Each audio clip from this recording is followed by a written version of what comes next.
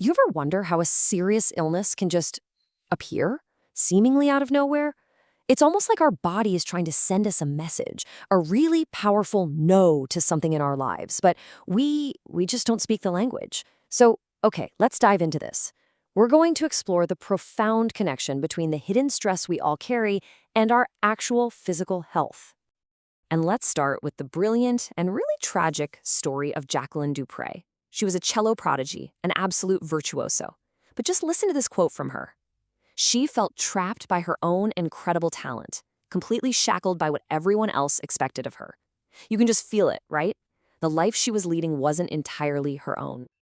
And then, right at the height of her fame, her body delivered its message. Multiple sclerosis, a disease where the body's own immune system starts attacking the nerves. It silenced her music. This whole story presents this fascinating paradox, you know? How could a life that looked so full of passion and success lead to such a devastating illness? It just forces you to look beyond the purely physical stuff. And it turns out, Jacqueline's story is far from an isolated case. Clinicians have started noticing this surprising and really consistent pattern of personality traits in patients with a whole range of chronic conditions. They've even got a name for it, the good person's disease. I mean, this pattern is so distinct that neurologists at the famous Cleveland Clinic actually presented a paper with this exact title. When they were working with patients who have ALS, that's Lou Gehrig's disease, they saw that these individuals were almost always, universally, some of the most pleasant people you could meet. So the question is, what could that possibly have to do with a degenerative neurological disease? Well, this niceness is really just the tip of the iceberg. Across so many chronic illnesses, we're talking ALS, certain cancers, autoimmune diseases like MS, we see this pattern over and over again. It's a pattern of emotional repression, a compulsive need to take care of others, to swallow your anger and sadness, and to avoid conflict at all costs. So the big question is, how does a personality trait, a way of dealing with emotions, turn into an actual physical illness? For that, we've got to look at a field of science that really provides that aha moment. It connects our emotional lives directly to our cellular biology. The answer is in a field with a very long name, psychoneuroimmunology, or PNI for short. And look, this isn't some new age theory. This is hard science. It shows us that the mind, the nervous system, and the immune system aren't three separate things. They're all one single, deeply interconnected supersystem. What affects one absolutely affects them all. And this is so key. When we talk about stress, we're not just talking about that frazzled feeling you get.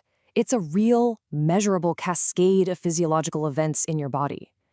And the most damaging kind of stress is often the chronic, hidden kind, the stress we don't even consciously feel, because it comes from coping styles that are so deeply a part of us they just feel normal. So here's how it works biologically. It's called the HPA axis. When our brain perceives a threat, and that threat can be emotional, like the fear of not being loved, just as much as a physical one, it kicks off this whole chain reaction. The hypothalamus and pituitary glands signal the adrenal glands to start pumping out stress hormones like cortisol. And what does cortisol do? It directly changes and over time can really mess with the function of our immune cells. Okay, but where do these stressful ways of coping, this inability to say no, this overwhelming need to be nice, even come from? Well, to understand that, we have to go way back. All the way back to our earliest, most formative relationships. Dr. Gabor Maté, the author of the book we're drawing from, shares his own story, and it's a powerful example. As an infant survivor of the Holocaust, his mother was deeply stressed and grieving, so he learned this unconscious, life-saving lesson. My needs are a burden. My pain has to be hidden to protect my parent. And that dynamic, learned as a baby, can lock in as a personality pattern for your entire life. This slide really breaks down the core conflict. A child has a biological, a primal, need to express their real emotions. But a parent who is stressed out might have an equally powerful, even if unconscious, need for that child to just be happy and not add to their burden. And the child, who is completely dependent on that parent for survival, will always sacrifice their own need for expression to keep that relationship safe. So, here's a question for you to think about. When you were a kid and you felt sad or upset or angry, was there anyone you could really talk to about it? Dr. Maté points out something staggering here. In a quarter-century of clinical practice, not a single one of his patients with chronic illness could answer yes to this. Their childhood basically taught them that their negative emotions were not welcome. and that lesson forced them into a lifetime of repression. So how do these early lessons literally become our biology? Well, they don't just stay in our minds as memories. They get programmed into our cells, forming these deep, unconscious beliefs that are constantly keeping the body's stress alarms ringing. The first core belief is this one: I have to be the strong one and take care of everybody. This is the compulsive caregiver. But it's not real strength, It's a coping mechanism.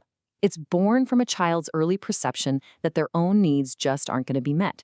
And biologically, this puts the body in a permanent state of high alert, with those stress hormones constantly pumping. The second belief is just as powerful. I am responsible for how other people feel. This blurring of personal, psychological boundaries is a huge source of internal stress. And there's this fascinating parallel here with autoimmune disease, where the immune system itself gets confused. It loses the ability to tell the difference between what's self and what's not self, and it literally begins to attack its own body.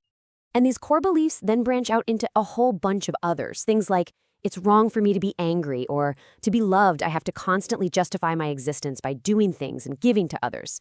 But at the root of it all is often this deep, painful belief that as you are, you're simply not wanted or lovable. And every single one of these beliefs keeps the body in a defensive state, constantly braced for a threat that's actually being generated from the inside. So we'll end with this thought. What if we reframe illness, not as some random misfortune, but as a communication from our own body? That shift in perspective prompts a really powerful question. What obligation, what role, what long-held belief, or what relationship is your body saying no to, even when your mouth cannot? Listening for that answer, that might just be the very beginning of true healing.